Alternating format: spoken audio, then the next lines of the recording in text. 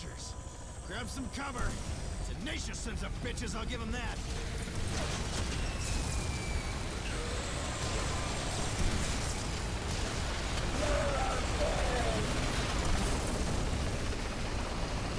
These copters damaged. Bulletstorm was originally released on PC, PS3, and Xbox 360 back in 2008. Despite the game not meeting sales goals, it achieved cult-like status given its solid FPS gameplay for the time and its humor. Gearbox decided to release this remaster for the PS4, Xbox One, and PC in 2018, but do the upgrades present justify playing Bulletstorm again, or even for the first time?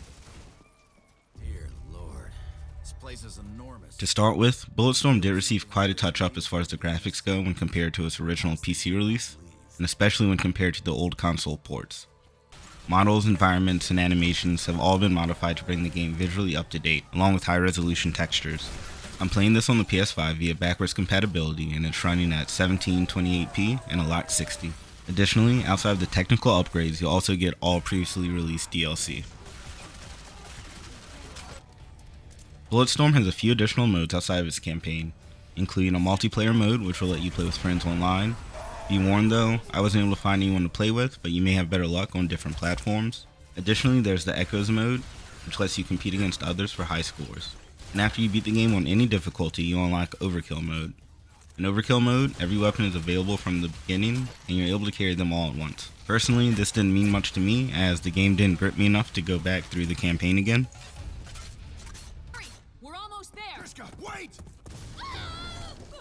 The campaign of Bulletstorm sees you take control of Grayson Hunt, a man out for revenge due to the betrayal and killing of his squad by his former commander, General Serrano. You'll go through the game with Ishii, a comrade who's fighting for his sanity, and eventually you'll meet up with someone else who's seeking revenge for the murder of her father, Trishka. Gray, things have changed. Oh, nice, so you're giving up. Letting that computer take over?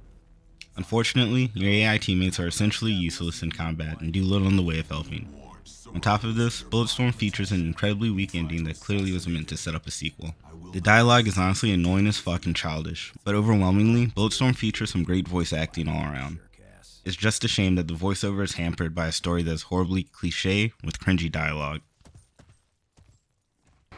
As far as gameplay mechanics, I found Bulletstorm to be a mixed bag. Bulletstorm takes about 8 to 10 hours to beat, and like many games of its era, Bulletstorm followed a tried and true recipe for a first-person shooter. The game has a lot of visual showpieces to give players a sense of skill of the worlds they'll find themselves on. While these look rather good given the technical enhancements, there are also some moments that are a slog. For example, Bulletstorm has horrendous turret-only sections that are a total bummer and feel completely uninspired. Ultimately, the campaign drags on and the game feels like it was extended past its natural course. The gunplay overall is fine, but there's a stiffness in regards to character movement that detracts from the overall gameplay, given that Bulletstorm is a high-paced and frantic game. The levels are incredibly linear with little in the way of variety, making the game feel like a wave shooter. While this isn't necessarily a problem in and of itself, it does get old doing it constantly in an 8-hour campaign. Other common traits of the time still remain and are woefully outdated. For example, when taking too much damage, the screen starts flashing red, reducing your vision.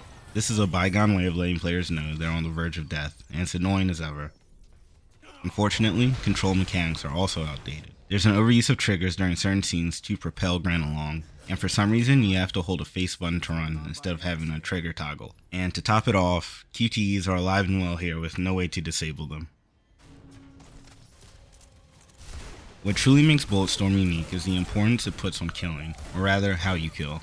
These are known as skill shots and they can be really creative, and it's definitely where the fun of the game lies. The skill shots also give players something to work towards, and they're implemented with proper importance and are a necessity to progress. You're rewarded for completing skill shots with skill points. These can be spent at drop kits to buy weapons, ammo, and upgrades. Unfortunately, this leads to a formulaic experience. Battle intensely, resupply, and battle again. Since you're not picking up ammo from defeated enemies, the game essentially puts you in a corridor that kills all action, so you can access a drop kit to resupply. This kills a lot of the flow and momentum of the game, and does nothing but break immersion. One thing that I did love though was the Leash.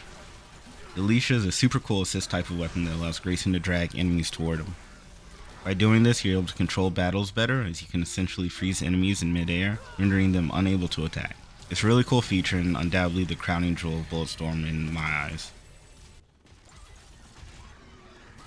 Bulletstorm is definitely a remnant of the era it was produced in. a bygone era of the first-person shooter genre that has fortunately evolved for the better. Unfortunately for Bulletstorm though, none of those updates in the genre have made it into this re-release nearly a decade later. That's truly where it comes up short. Despite the retooling of the environment, the story, shooting aspects, alongside the large layer of juvenile humor just doesn't cut it this day and age.